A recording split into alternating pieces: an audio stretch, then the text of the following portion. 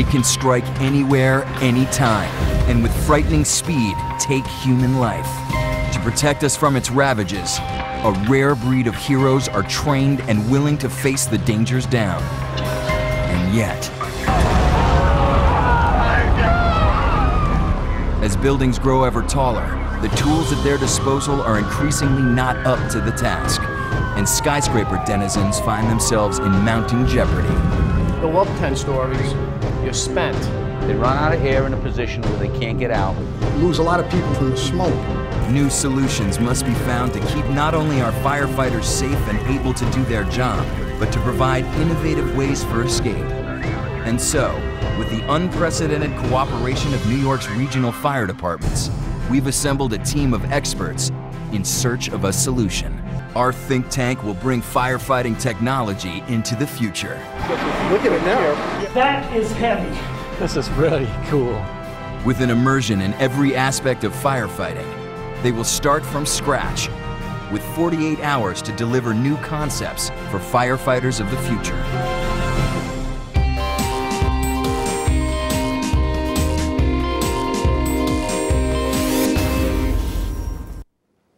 Well, hello and welcome back to the CTO Challenge for the second year. The Fire Conference is featuring a design challenge to take advantage of all the brain power here. Why not, instead of just showcasing, in addition to wonderfully showcasing all these great products and concepts, why not see if we can generate some in real time right here at the conference? That was the notion behind the ArchiTechs show.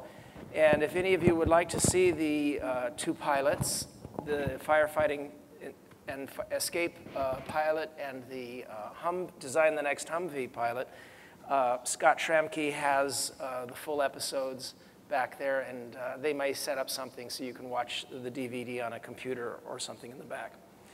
In any event, inspired by the show, last year, Mark Anderson asked me to get organized a CTO design challenge. And last year, Tom Malloy of Adobe Systems, Mark Bregman of Symantec, and Jeffrey Nick of EMC attempted to show us the cell phone of the future. So if we could have the first slide. I don't have the clicker. Oh, well. So this is today's.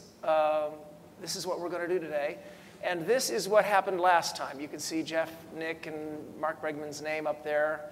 And this is one of the slides that they presented for the parameters that they'd like to see. Yes, they wanted James Brown on it, too.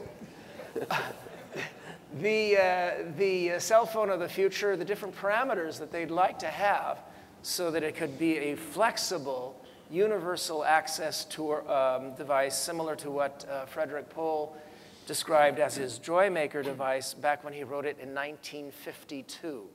One of the few pieces of science fiction that really is still way ahead of us. Next slide. And so those are some of the parameters that they came up with. And next slide. And they came up with the notion of a Lego reconfigurable device. You're going someplace, you would add different capabilities to your personal phone. And of course, your personal phone would be embedded in the web, so you could borrow somebody else's device. I have a clicker. This is marvelous. Thank you. So anyway, that's what last year's was all about, and they were ably assisted by an Envisioneer, a graphic facilitator. And this year will be assisted by Robert Toomey, a student of Sheldon Brown. There he is waving back there. And Sheldon Brown will be interviewing Bruce Sterling on the last day. Sheldon is a fellow member of Cal IT Squared with Larry Smarr. So let's dive into this year's challenge. And this is the schedule. We're having our quick challenge today. I am serving as the challenger, the way Commissioner Von Essen was in the firefighting episode on our show. So as a result, I'm going to say a few things. I'm going to lay out the challenge. But essentially, then I'm going to hang with them at lunch, and then I'm going away. I'm deliberately going away. I'm not going to attend FiRe tomorrow. because you know me, I'd be meddling and fizzing and all that sort of thing, and that's not my job. I'll return Friday morning. We'll all be here on stage. They will control the clicker, and they'll show us what they came up with. So meanwhile, there will be a lunch group today. And by the way, it's not just them. Last year, some of the volunteers from out in the fire community hung with these guys. They buttonholed them. They showed them their sketches, and they attended breakouts. All of you are welcome. No, not all of you, but the most interested of you can show up at the breakout at 4 p.m. or at lunch and start giving these guys a piece of your mind about how to deal with the secret challenge that I'm about to reveal to you with the press of my thumb. And then there are brainstorming sessions on Thursday, another breakout, and then 10 a.m. on Friday, we're going to hear what these guys have come up with. And the design challenge is come up with better ways to fight and prevent wildfires. Now, why did Larry Smarr suggest this theme for a conference held in San Diego? Because we just experienced major firestorms last year. They taught us tremendous lessons. In many ways, things were much better handled than in the previous firestorms 3 years before. Communication among public agencies was tremendously better, although with vast room for improvement. As a citizen of the county, I was upset most about the lack of decent maps, letting the citizens know exactly where things were. I had additional duties that would have been very useful. But the question is, can cities and people be better protected with technological innovation? And so here are some of you fellows can't see this, but I'll read them aloud to you. Here are some of the main categories of interest that we came up with. And these are posted on the collaboration site that Imaginatic Company, wave your hand, somebody out there? The Imaginatic Company has kindly provided us with an online collaboration workspace. And so posted there are some seed ideas having to do with these main concepts of interest. One is robustness. How can we build a civilization that in its housing, and its infrastructure, and its environment is naturally more robust to the problems of climate change and the problems of fire than the current one? And there are a few examples. For example, in North County, a couple of new housing developments had built with completely new architectural concepts. The fires raged completely around the Crosby and some of these other shelter-in-place communities, and not a single home burned. So this is very lively, very interesting, and you guys can learn more about this in your spare time, and some experts will be provided, and come up with some ways to integrate this notion of robustness. Number two, monitoring the environment. How to figure out that a fire is happening and trigger action. Number three is extinguishing the fire. Of course, this is where you get into some of the real macho stuff, and we expect some really good ideas there. And then we get into something that some of you may actually know something about, which is communications and decision-making. And that's what we have a guest here, a special guest, star of this show, who is going to be talking about that especially. But in general, the problems of running a county that's a tinderbox. My favorite, the thing that I've been inveighing on for years, is what can citizens do? I consult with the Department of Homeland Security and various government agencies, and they're all constantly asking me about the next threat. And I say, what about our strength that was displayed on 9/11? A day when every single action by the professional protector caste failed. Every action by those who were supposed to anticipate a problem or deal with it quickly, every action failed. And every good thing that happened on 9/11 was set in action by citizens. Resilient citizens who took all the video footage, made all the cell phone calls to get people out of the buildings, fought all the fires after the firefighters died, and who fought back against our enemies on Flight UA-93. Every action that was taken that day that actually worked was taken by technologically empowered, robust, and resilient citizens. And this is a theme that I inserted in here because I think it's just terribly important. And then finally, general lessons for civilization at risk. Are there general things that could be, out of these deliberations, useful far beyond simply resilient responses to firefighting? And of course, the additional item, the seventh item that is always here is, how can we make a buck while doing civilization a hell of a lot of good? And of course, that is the undercurrent of this entire conference. We actually believe in Adam Smith. And the little citizenship slide I stuck in there. During the fire, we had a substantial citizen involvement. We had thousands of volunteers showing up at the shelters to help with the refugees. And it all went so well that they turned away giant truckloads of supplies and turned away volunteers. And I've pointed out that we shouldn't be smug about this because San Diego's infrastructure was never severely damaged. And the refugees were sort of in cycles and waves, whereas you're evacuated from one community, the next community, your family's back home, and you're volunteering at the shelter for another community. So it was a very rich county that was not severely harmed with huge reserves. And that's why I think that went well, and it might not go well if something worse hits. Now here you see an illustration of a National Guardsman, a CERT volunteer, and yes, that Boy Scout behind in back is my son, 16-year-old son, Ben. Jot down that URL out there. I want next year to hear that at least half a dozen or a dozen of you have become CERT volunteers for your local neighborhood. It's easy, the training's simple, and it's all that we have left in this country of civil defense. That's it. All of the money since 9/11 for protecting us is going into professional stuff. And I don't think that's how you make a robust civilization. And that's my editorial. So here we are. Here are the guys. So I'd like to introduce this year's CTO team. Not all of them are strictly speaking CTOs. But Brian Higbee from Raleigh, North Carolina, is a global partner manager at Symantec. Symantec was represented last year, and since they acquired Alteris, where he was director of system integration and IT outsourcer strategy. Brian has 17 years of experience in IT software industry. Chris Halvorsen is Intuit's Chief Technology Innovation Officer. Previously, Chris was Vice President and Director at HPLabs. Chris helped create the US IT industry's first research labs devoted to creating products and services specifically for emerging markets such as India and China. He was also at the fabled Xerox PARC.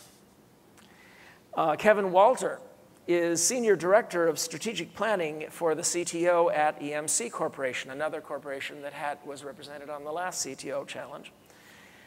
Kevin was also Vice President of Market Management at Legato Systems, and he earned his BSEE here at UC San Diego and MBA from the Haas School at UC Berkeley.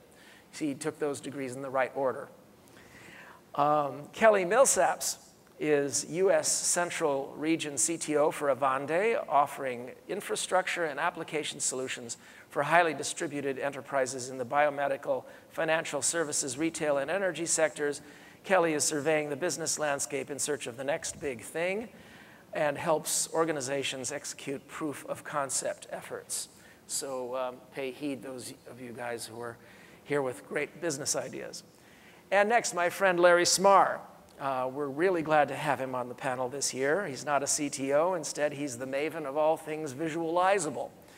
He's Harry E. Gruber Professor at UCSD's Jacobs School at the Department of Computer Science. In 2000, he became founding director of Cal IT2, and before that was director of NCSA, helping drive major developments in the planetary information infrastructure, scientific visualization, virtual reality, and global telepresence. And I don't need to go on and on about that because you're going to be in awe of him just this evening. taking that tour. Don't miss it. Oh, and watch out for the guy at the tour who's extremely tall and looks like Jesus. He's my pal, Sheldon Brown, and he's going to be the guy brave enough to interview Bruce Sterling on Friday. So another Cal IT 2 genius. And we are extremely honored to have as our special guest star, with the special guest star in the show aspect of all of this, the San Diego County Supervisor Ron Roberts. He's done notable work on education reform, air quality, and of course, emergency response.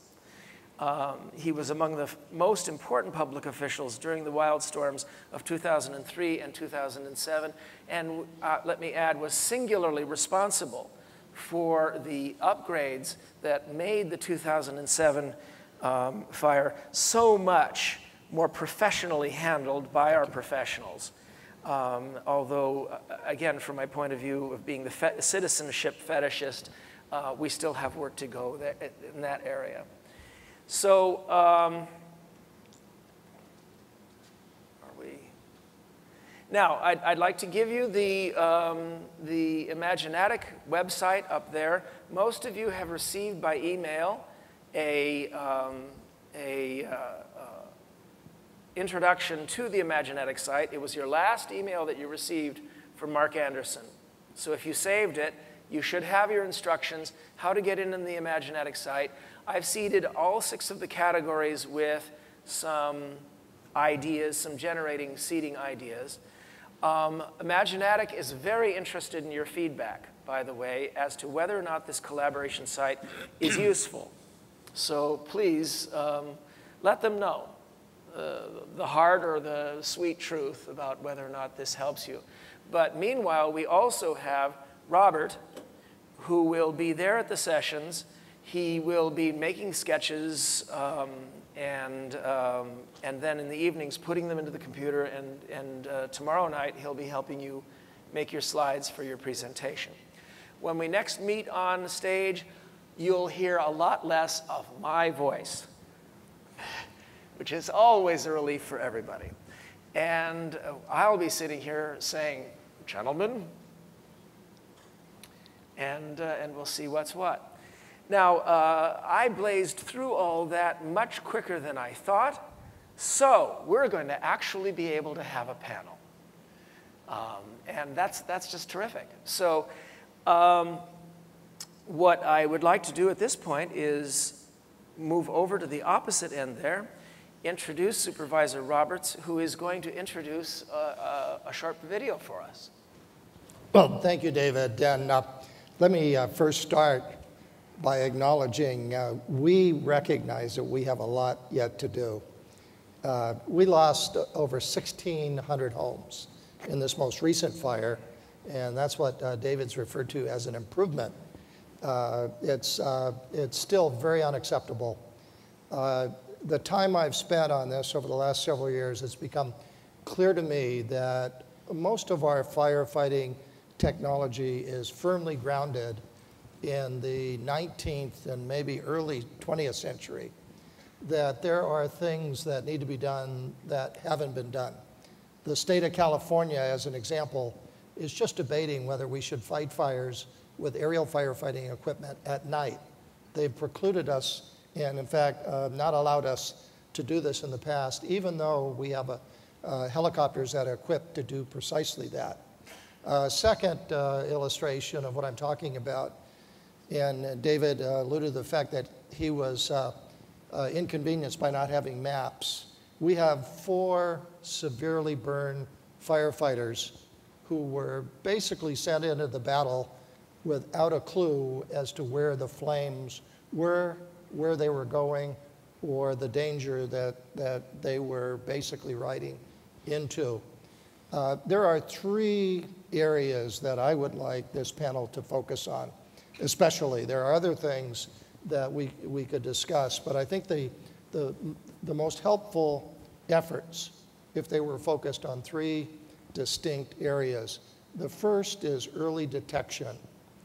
It is critical to fighting these fires to have the earliest detection that a fire is going anywhere within San Diego County.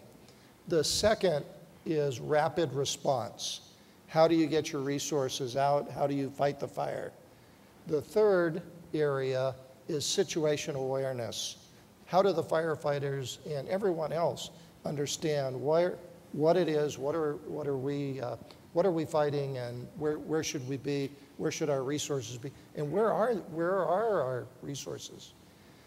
These are three primary areas. We can talk about prevention, we can talk about the reconstruction and all of those things, but I think your panel would be most helpful if you focused on those three areas. We have a short video, David, if you allow. We can run that now, and I think it'll give you a better perspective of the enormity of these fires in 2007. Scott?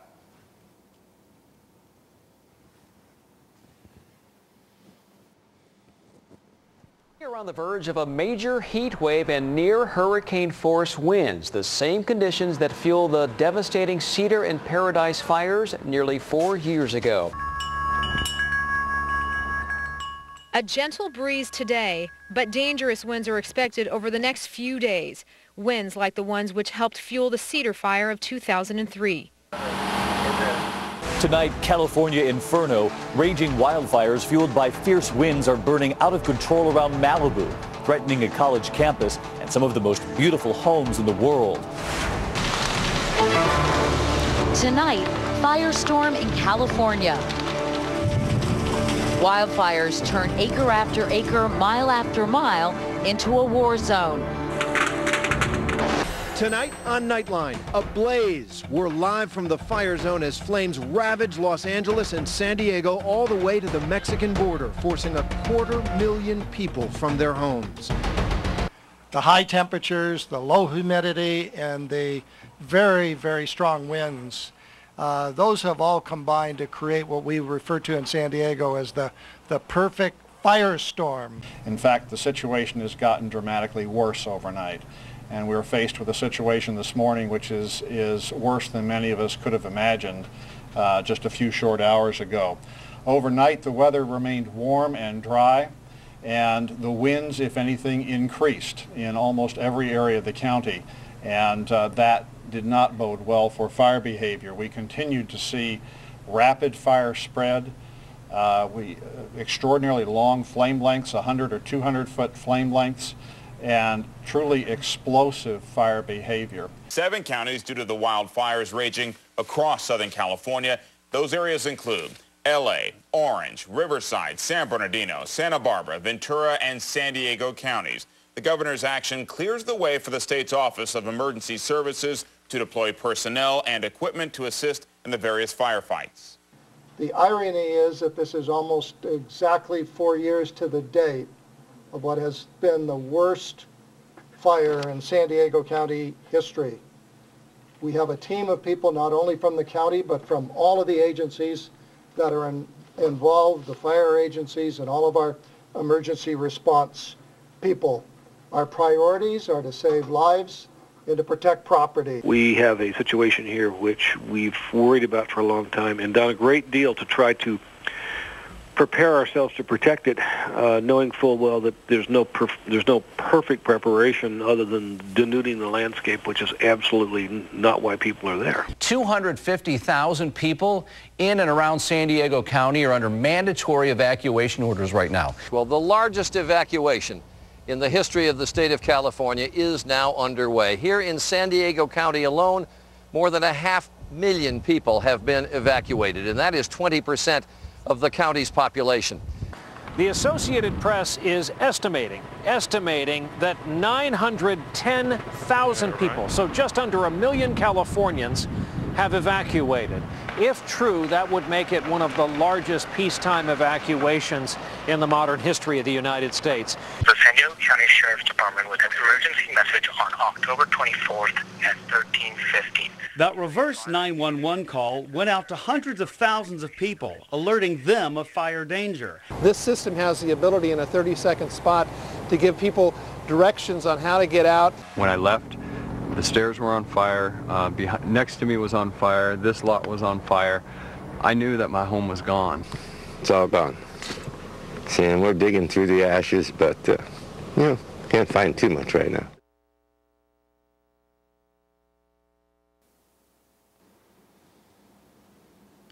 Wow. Well, we'd sure like to be able to help you a little. Thank you. The evacuation was substantial. The evacuation itself was handled very, very well. It was an area in which citizens participated in many ways. There were some ways in which citizens were able to relieve the professionals. CERT volunteers, for example, and Boy Scouts relieved some San Diego County sheriffs from manning boring, routine checkpoints.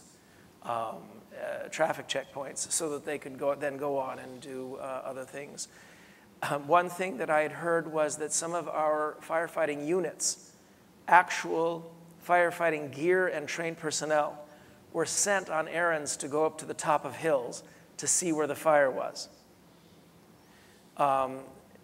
That's a waste in several ways. If there were technological ways of keeping track of the fire, that didn't require anybody to go up to the top of hills to look.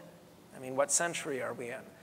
But secondly, ways of having cascading levels of information sources from less well-trained and less important personnel and vehicles. Reserves. I read one study that indicated that never before has American civilization had such thin layers of reserves. That may be a comment on the reserve units that have been sent to Iraq and decimated and people aren't re-upping for the National Guard. But it also has to do with professional services that no longer have as many deep wells of reserves for various purposes. We actually have time to throw things open. Larry, would you like to start?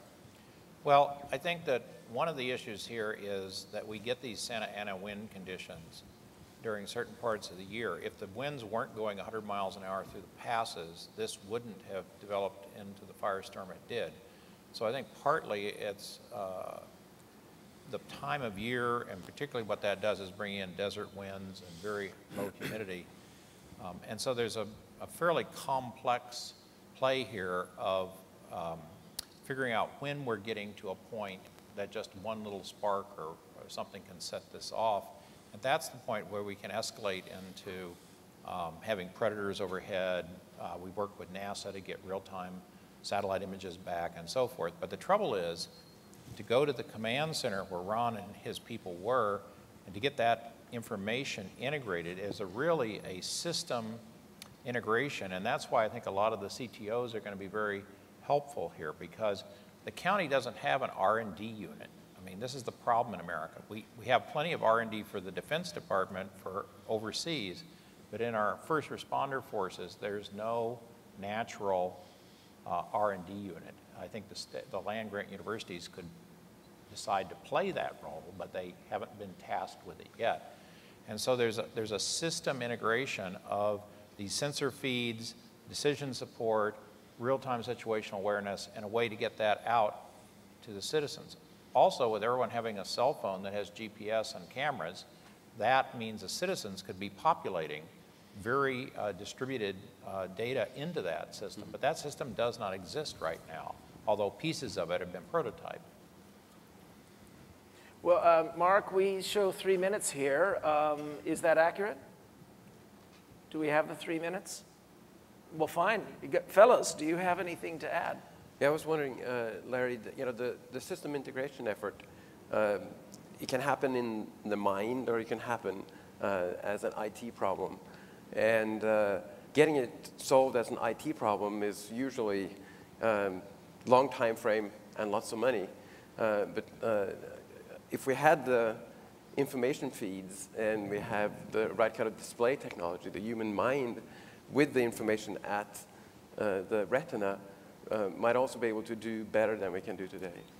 Well, the problem, Ron, I think you can say is even though we had some of these things coming in from NASA, so did they get into the command center? I mean, were they usable? That was the problem. Yeah, first of all, there was some feeds coming in, but nothing was integrated. That was a major issue.